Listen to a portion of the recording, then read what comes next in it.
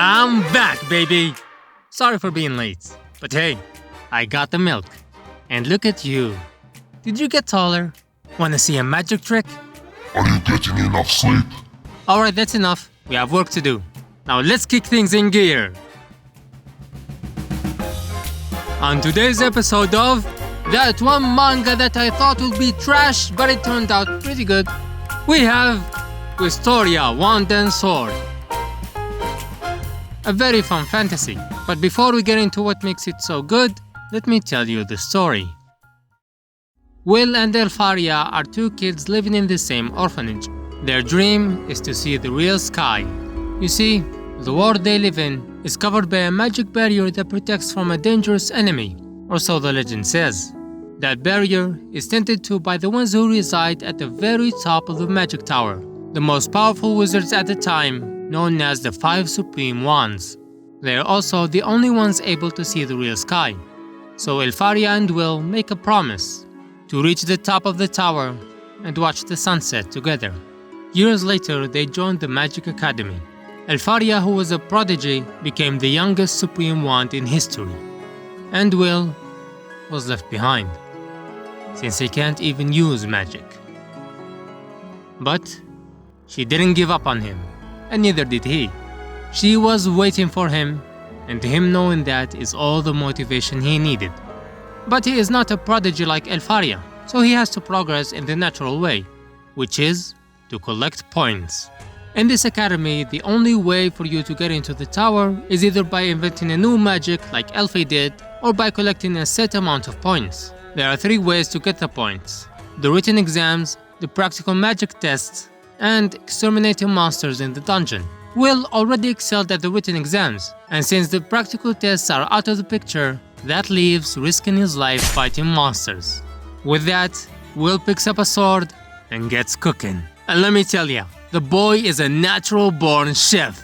He just absolutely dominates fight after fight after fight. And the thing is, in that world, they keep hammering in the point that magic is the supreme power.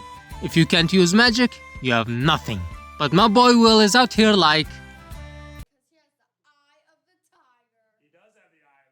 Are you sure about that? he just keeps on slapping magicians around. Like, throw a barrage of magic bullets at him, poof, he wasn't even there. Drop a fucking glacier at him, and he's like, thanks for cooling me off. Bro, the amount of disrespect that happened during this fight. I mean, you have ice magic. You're the one who's supposed to be cold. As I was reading this manga, one thought kept popping into my head.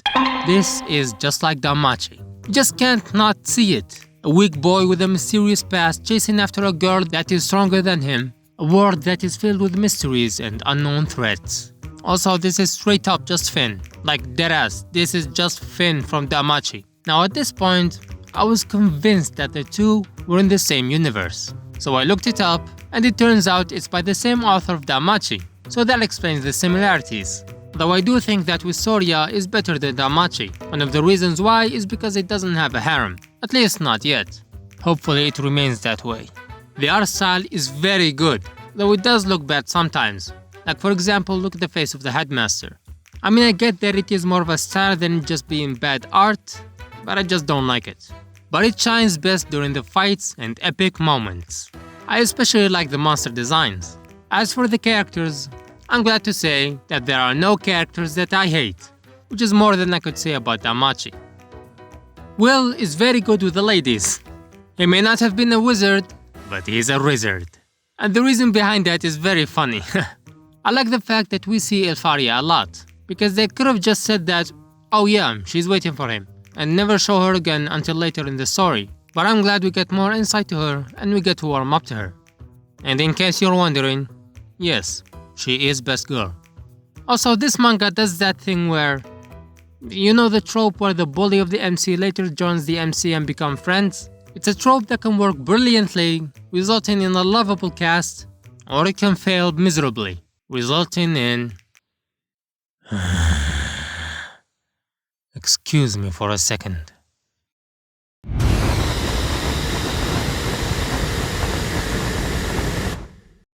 Apologies. Let's continue. Huh?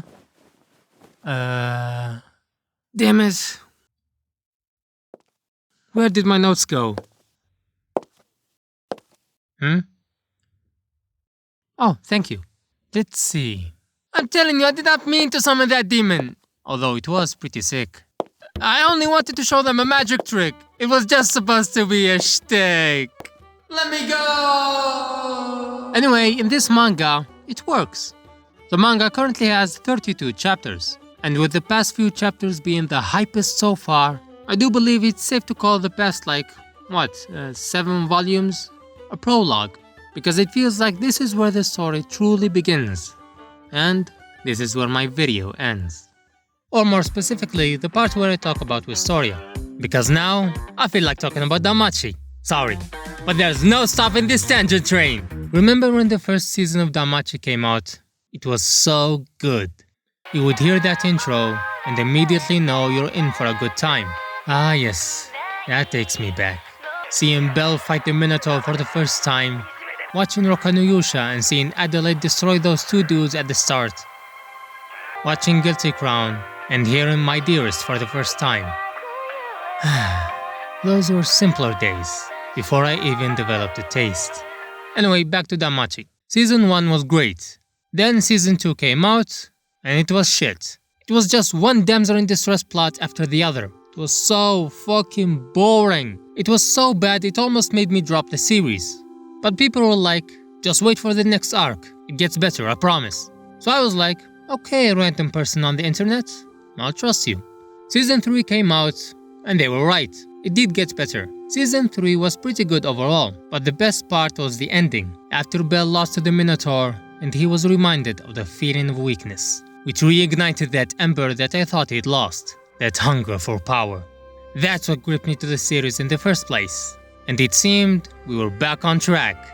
Months later, the trailer for Season 4 came out, and people were going on saying, this is it. This is where shit gets real. So I was like, okay, random person on the internet, I'll trust you. And again, they did not lie. Season 4 was so damn good. It's hands down the best season so far. We finally got back into dungeon diving. Then things went sideways so hard. The stakes were real. And I'm talking about some real edge of your seat stuff. Something we didn't see since the first season. But in my opinion, the best thing in this season is that Belle wasn't there. I mean, when he got separated from his party and they had to go on without him. That was the best part. Because at that point, the fights were starting to get predictable. You have the characters do their flashy moves just so Belle can charge up his Argonaut and one-shot the enemy. That's why Belle not being there finally allowed those characters to shine in their own way. But nobody shined brighter than my boy Wilf. Let's be honest, he was the MVP of the season. I mean, he's the first person in history to create an infinite magic sword. Wilf has and always will be my favorite character in the series. That's why I was happy to see him in the spotlight. Now give him a love interest, damn it! Okay, now I'm done. If you sat through my strange loud thoughts, then you're a real one. Now then, make sure to go to bed early so you can wake up early. I'll be seeing you.